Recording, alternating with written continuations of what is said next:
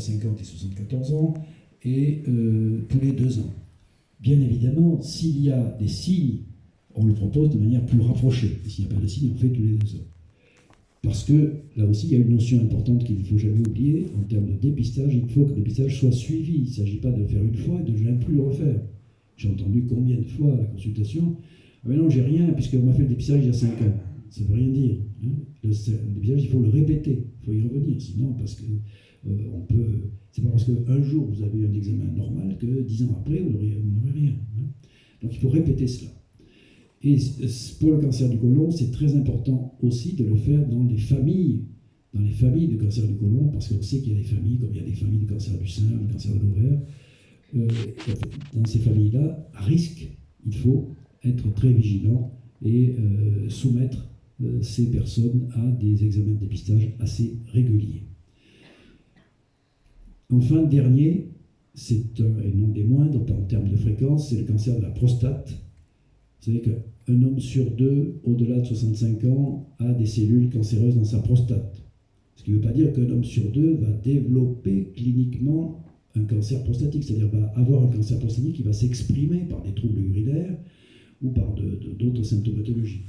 Mais le cancer de la prostate reste pendant des années à l'état latent. Il peut même rester tellement longtemps latent qu'il ne peut être jamais diagnostiqué. Et alors vous allez me dire, mais pourquoi vous me dites qu'un homme sur 2 a des cellules cancéreuses en prostate? Parce qu'on le sait par des études nécropsiques, c'est-à-dire autopsiques systématiques, que l'on a fait dans certaines populations, que le patient meurt d'un cancer ou de toute autre chose. On s'est aperçu que dans la prostate, il y avait des cellules cancéreuses qui ne se seraient probablement, d'ailleurs qui ne s'étaient jamais manifestées, qui ne se seraient probablement jamais manifestées si le malade n'était pas mort de toute autre chose, d'un infarctus du myocarde, ou d'un accident de la route, ou de je ne sais trop quoi. Donc là, ces cancers à la prostate sont aussi fréquents, ils augmentent en fréquence. Pourquoi? Parce qu'on les cherche. Et c'est très facile à trouver un cancer de la prostate, c'est un dosage sanguin du fameux PSA, un marqueur prostate spécifique antigène.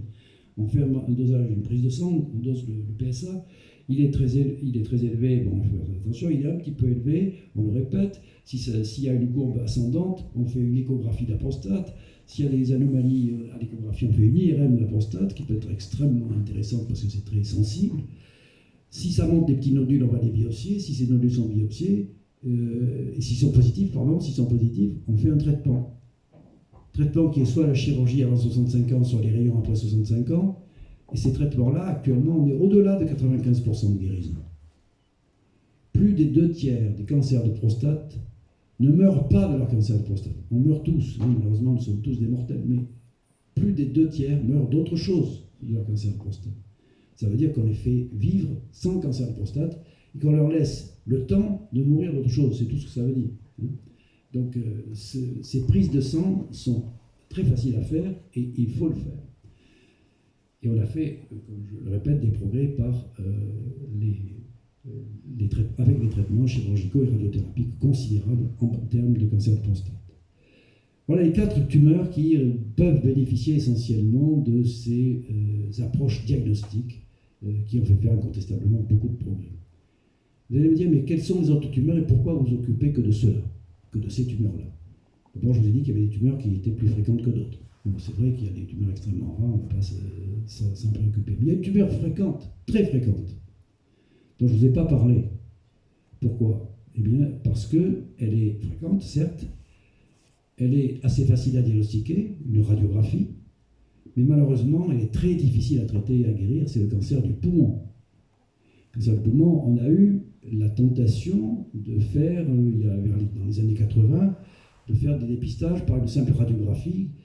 Les pneumologues nous y poussaient d'ailleurs, parce qu'ils avaient l'expérience de la tuberculose, ils avaient l'expérience du dépistage par la radiographie thoracique, la radioscopie même, du dépistage de la tuberculose. Et ça, c'est très, très important, ça va faire de gros progrès à la tuberculose. Pourquoi? Parce qu'il y avait un traitement efficace de la tuberculose. Il y avait des antibiotiques qui permettaient de guérir les tuberculeux, et plus on arrivait tôt, mieux c'était. Malheureusement, dans le cancer du poumon, même si on arrive tôt, bien c'est souvent déjà trop tard. Je vous dirais qu'en terminant, vous voyez venir, hein, je vous dirais comment on peut essayer d'éviter ce cancer du poumon et de ne pas arriver à ces situations très difficiles à traiter que sont ces cancers du poumon avérés.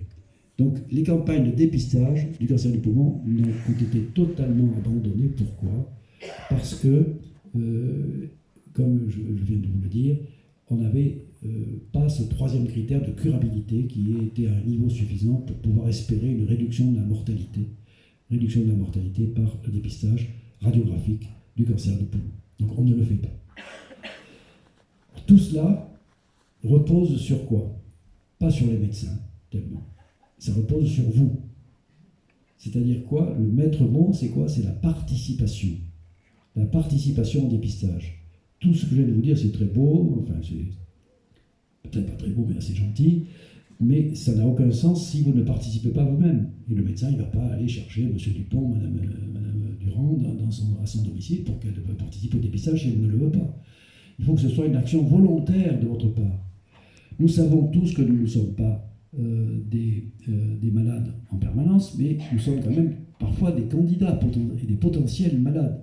Donc il faut se méfier et il faut suivre les instructions. Les instructions, c'est quoi? C'est la participation sur la base du volontariat au dépistage du cancer du sein par la mammographie, au dépistage du cancer du côlon par le frottis, au dépistage du cancer de la prostate par une prise de sang, au dépistage du cancer du côlon par la recherche de sang dans les selles et la coloscopie. Et on sait, les statisticiens nous l'ont appris, que si l'on veut être efficace sur le seul critère d'efficacité du dépistage qui est la réduction de la mortalité, si on veut démontrer une réduction de mortalité, il faut une participation minimale de 50%. S'il n'y a pas 50% de la population qui participe au dépistage, on ne peut pas démontrer statistiquement que le dépistage est utile. Alors vous me direz, mais on s'en fout, on s'en moque. Bon. Mais oui, peut-être, individuellement, ça n'a pas tellement d'importance. Mais globalement, c'est très important. Pourquoi? Parce que notre système de santé est fondé sur la gratuité. Et quand on va voir l'assurance maladie pour lui dire, ben, monsieur le directeur de l'ARS, il faudrait faire telle ou telle campagne de dépistage, et le proposer à la population, si il vous dit ok, très bien, vous lui apportez des chiffres, et si quelques mois après, il voit que cette campagne de dépistage ne démarre pas ou mal, que le taux de participation est faible, il sait que ça ne va pas être efficace et rentable, c'est-à-dire au bon sens du terme, ça ne va pas réduire la mortalité. Et donc il dit, attention, là, moi, je ne vais pas engager l'argent de la collectivité pour faire des campagnes de dépistage pour lesquelles nous n'obtiendrons pas la réduction du taux de mortalité, c'est-à-dire nous n'obtiendrons pas de bénéfice global, de bénéfice pour la population. Donc il faut absolument participer. Actuellement, nous sommes on était, avant le Covid, on était à 60% de participation pour la mammographie, pour le dépistage du cancer du sein dans l'Hérault. C'est pas mal, c'est à peu près la moyenne nationale. Mais on ne devrait pas s'en contenter, même on devrait en avoir honte. Pourquoi? Parce qu'on regarde un petit peu ce qui se passe ailleurs, dans d'autres pays. Quand on a commencé le dépistage du cancer du sein au Danemark et en Suède, c'était il y a une bonne trentaine d'années, dès la première année, 95% de participation chez les Danois et les Suédois. Alors, nous ne sommes pas des Danois, nous ne sommes pas des Suédois, c'est vrai. Mais c'est quand même assez spectaculaire, cette différence. Nous sommes au bout de 20 ans de dépistage, même un petit peu plus, à 60%, et eux, ils sont toujours à plus de 95% actuellement. Bon, ils ne se posent pas de questions, savoir si ça modifie leur liberté individuelle ou je ne sais trop quoi. Ils participent au dépistage. Encore plus de mauvais résultats pour le cancer du côlon avec le dépistage du cancer du côlon par la recherche de sang et la coloscopie. C'est pour ça qu'il y a Octobre Rose pour le cancer du sein, il y a Mars Bleu, on en reparlera peut-être, vous en entendrez parler, pour le cancer du côlon. C'est encore pire. Le taux de participation dans l'Hérault est de 29%, inférieur à 30%. Voilà. Et donc là, c'est sûr que l'Hérault va être un très mauvais contributeur aux études cliniques qui permettront éventuellement de démontrer qu'on peut réduire la mortalité du cancer du côlon par le dépistage. Ce qui ne veut pas dire du tout qu'il faut abandonner le dépistage, au contraire, ce qui veut dire qu'il faut absolument augmenter la participation et être très actif au niveau de la population. Si je suis ici ce soir, c'est que, bien sûr, ça me plaît, et puis aussi parce que il faut que nous devenions, j'essaie de l'être, je ne suis pas le seul, la Ligue est là pour ça, que nous devenions tous des vecteurs d'opinion, des lanceurs d'alerte dans l'intérêt général. Ça n'a aucun intérêt pour nous d'aller dire à droite, à gauche, faites-vous dépister. Non, ça a un intérêt pour la population en général, c'est tout. Il faut savoir si on est conscient de cet intérêt collectif ou pas. Et ceux qui sont ici, je vous remercie encore une fois d'être ici, ça prouve bien que vous êtes sensibilisés à ces problèmes-là. Et vous devez devenir des vecteurs d'opinion, comme également pour toutes les mesures préventives dont on parlera tout à l'heure. C'est la même chose. Il faut le médecin ne peut pas, d'autant plus qu'il y en a de moins en moins, ne peut pas faire en permanence le lanceur d'alerte et le vecteur d'opinion. Hein, bon, parce qu'on a aussi à diagnostiquer et à traiter. Donc il faut absolument que tous, nous soyons médecins ou pas, nous soyons conscients de cela. Hein. C'est très important d'avoir cela en tête.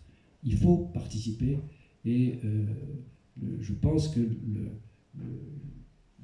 dépistage, j'espère en tout cas que ça va augmenter. Parce que quand on regarde la répartition, ne serait-ce qu'en France, le dépistage, je m'égare un petit peu, mais tant pis, la participation au niveau du dépistage du cancer du côlon en France, elle a une histoire, cette répartition. Le premier département qui a fait le dépistage du cancer du côlon en France, c'est la Côte d'Or, Dijon. Il y a déjà presque 40 ans, dès le début de la coloscopie. Pourquoi? Parce qu'en Côte d'Or, il y avait un directeur de centre anticancéreux qui était directeur de centre anticancéreux, titulaire de la chaire de cancérologie, voyez, dans la faculté de médecine, directeur de l'INSERM. Et en plus, c'était un bon despote. Il y en a. Certains l'ont appelé dictateur. Mais on le suivait, c'était un maître. Et ça ne discutait pas. Il ne fallait pas lui dire oh, ma liberté individuelle m'empêche de. Non, non, non. D'emblée, la Côte d'Or a dépassé les 50%. Dès la première année. Et nous en sommes à la Xème année, je ne sais plus combien. Ici, dans l'Hérault, vous avez tous reçu des enveloppes bleues dans vos boîtes aux lettres. Bon, on est à moins de 30%, 29%, ce qui est ridicule. Mais, et donc, je ne vous invective pas, je nous invective tous. Pas pareil. Il faut essayer d'aller au-delà. Voilà. On doit pouvoir faire aussi bien que les Bourguignons. Il n'y a pas de raison, on n'est pas différents. Donc, il faut participer à cela et répondre aux campagnes de dépistage. J'arrête là pour le dépistage et les diagnostics. Deuxième voie de progrès, les traitements. Alors là, je pourrais être encore plus long que pour le dépistage. Vu les yeux de Richard, j'ai été trop long sur le dépistage. Donc, je suis d'accord. Je vais être un peu plus court sur les traitements. Bien que, bon, ma sensibilité personnelle m'amènerait à être beaucoup plus long. Il y a 3 grands traitements dans le cancer, la chirurgie, la radiothérapie et les traitements médicaux. Les traitements médicaux, c'est la chimiothérapie, l'immunothérapie, hormonothérapie, thérapie génique, etc. La chirurgie, très important, bien sûr. C'est important d'abord pour faire le diagnostic, parce que c'est le chirurgien qui prélève et qui envoie la pièce le morceau de la pièce opératoire au laboratoire qui diagnostique le cancer. Et cette chirurgie, elle a fait incontestablement des progrès ces dernières années, mais surtout des progrès en termes de conservation et de reconstruction.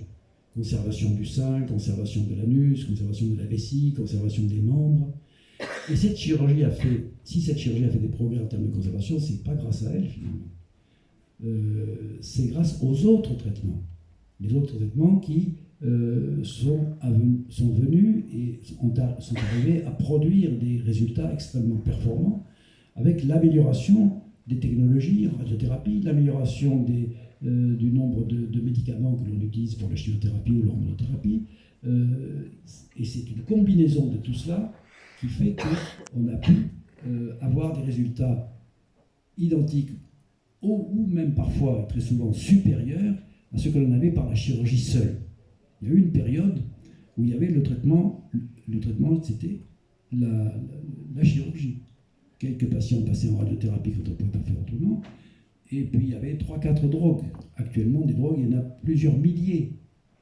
Il y en a tous les jours qui sortent des nouvelles. Je vous en dirai un mot tout à l'heure.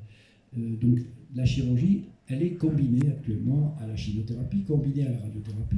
Il y a beaucoup de traitements combinés qui permettent de guérir le patient et de conserver un organe, de conserver une fonction. On conserve un sein, On conserve la fonction sphinctérienne de l'anus, c'est-à-dire on évite les poches de colostomie de l'anus artificiel. On conserve le larynx, qui permet de continuer à parler normalement. On conserve des membres, donc des choses importantes, vous en conviendrez. Donc il faut absolument voir quelles sont les contributions de chacun des traitements et adapter ces traitements. Le chirurgien actuellement en cancérologie est devenu un cancérologue, c'est pas simplement un chirurgien, hein. C'est un cancérologue authentique comme les autres, comme le radiothérapeute, comme le chimiothérapeute. Et c'est d'ailleurs la plupart du temps, même pas la plupart du temps, actuellement toujours, les décisions thérapeutiques se prennent ensemble. Vous avez entendu parler des fameuses RCP. Oh, ne vous inquiétez pas, votre dossier est en RCP. Il faut expliquer ce que ça veut dire, parce que quand vous dites ça, ça veut dire que les patients ont de grandes raisons de s'inquiéter. Non, pas du tout. Ça veut dire RCP, ça veut dire réunion de concertation pluridisciplinaire. Hein, c'est-à-dire que vous avez le dossier qui passe devant une table où il y a un chirurgien, un radiothérapeute, un chimiothérapeute et tout l'anatomopathologiste, l'imageur médical, etc. Bien sûr, chacun étant spécialisé dans sa propre discipline, mais chacun pouvant comprendre ce que dit l'autre. Hein. Ce n'est pas une juxtaposition, c'est une union de compétences. Ça, c'est très important. Il ne s'agit pas de mettre des gens les uns côté des autres qui ne se comprennent pas, qui ne parlent pas la même langue. Il faut que nous parlions la même langue. Et c'est ce qui se passe, fort heureusement. Et nous prenons des décisions qui sont collégiales, ce qui ne veut pas dire du tout qu'il y a une perte de la responsabilité individuelle. Et nous restons individuellement responsables de ce que nous faisons, de ce que chacun fait. Mais la décision, elle est collégiale. Il faut qu'elle soit admise par tous. Donc ça, on a fait incontestablement des progrès en termes de chirurgie. Il n'y a plus le chirurgien aventureux, le chirurgien casse-cou, le chirurgien qui se réjouit en sortant de la salle opératoire d'avoir tout enlevé. Mais voilà, monsieur, madame, j'ai tout enlevé à votre mari ou à votre femme. Mais est-ce qu'il va guérir? Ah non, ça, je ne veux pas vous le dire. Bon. À quoi ça sert? C'est fini, ça. C'est fini. Donc les chirurgiens sont d'authentiques cancérologues. Les méthodes thérapeutiques ont évolué incontestablement. Ils ont été aidés, les chirurgiens, par tous les médecins que je vous ai indiqués, mais également aussi par des médecins très importants, que sont les anesthésistes réanimateurs. Il y a 40 ans encore, on avait 1h30, 2 heures pour faire ce qu'il y avait à faire. C'est-à-dire que les chirurgiens, c'était les plus rapides, les plus habiles, parfois les plus kamikazes, bon, mais c'était, il fallait aller vite. Combien de malades se réveillaient sur la table, hein, beaucoup. Actuellement, c'est fini, ça. On ne connaît plus ça. Les jeunes anesthésistes ne peuvent pas imaginer qu'un malade se réveille sur une table. Pourquoi? Parce qu'on sait actuellement qu'on peut faire des anesthésies qui durent 10 heures, 12 heures, 15 heures, même parfois, vous le savez, dans certains services de réanimation, on endort des malades pendant plusieurs semaines. Donc on sait faire ça. Donc actuellement, les chirurgiens ont le temps. Ont le temps de faire la chirurgie soignée, soigneuse, anatomique, qui répond réellement au cas qui est devant lui, et non pas une chirurgie standard qui enlève tout alors que ce n'est pas nécessaire. Donc ça, c'est important, la chirurgie conservatrice, et même, je termine par là, pour la chirurgie reconstructrice plastique. On peut reconstruire des seins, on peut reconstruire des vessies, on peut reconstruire des estomacs, on peut reconstruire des larynx, on peut reconstruire des vessies, je vais dire, des tas de choses qui, incontestablement, sont utiles. Si ce n'est pas utile, pas besoin de reconstruire.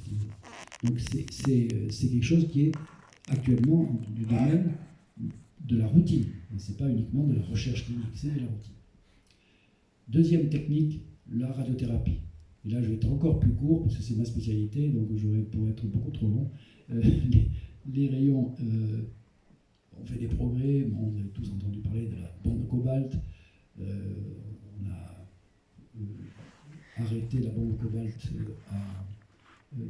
c'était à mon service, quand j'étais chez le service il y a 40 ans maintenant. Donc on est dans les accélérateurs linéaires, c'est des rayonnements qui vont beaucoup plus profond, des rayonnements qui sont beaucoup plus efficaces parce que beaucoup plus ciblés.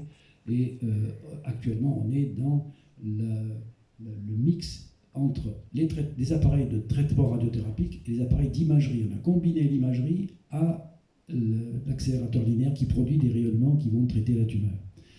Et ceci, ça permet de savoir exactement où vont les rayons, où l'on passe.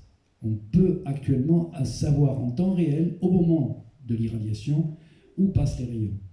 On sait actuellement que lorsqu'une tumeur sort du champ d'irradiation, on sait faire l'arrêt automatique, c'est-à-dire l'automatisation du traitement. On appelle ça le tracking. La machine peut aller chercher la tumeur à l'endroit où elle se trouve. Alors elle ne va pas la chercher à 3 mètres, hein, mais elle va la chercher à quelques millimètres.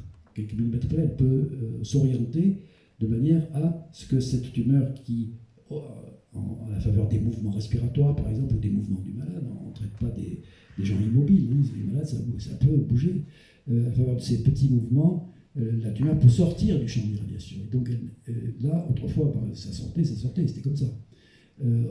Actuellement, on sait que quand la tumeur sort du champ d'irradiation, c'est automatique, l'irradiation s'arrête et puis repart automatiquement quand la tumeur revient dans le champ d'irradiation. C'est quelque chose d'assez intéressant. Je vous le résume en quelques secondes, mais ça nous a mis 30 ans à le faire, hein, avec les départements de physique qui sont dans le service de radiothérapie. On travaille ensemble, en permanence d'ailleurs, ce qui nous permet d'aller assez loin actuellement en fiabilité de traitement, de façon à donner la dose maximale à la tumeur et la dose minimale au tissu sain. C'est-à-dire d'avoir la plus grande efficacité au niveau de la tumeur et le moindre risque, peu de risque au niveau des tissus sains, peu de risque de complications, de séquelles post-thérapeutiques. Il y a d'autres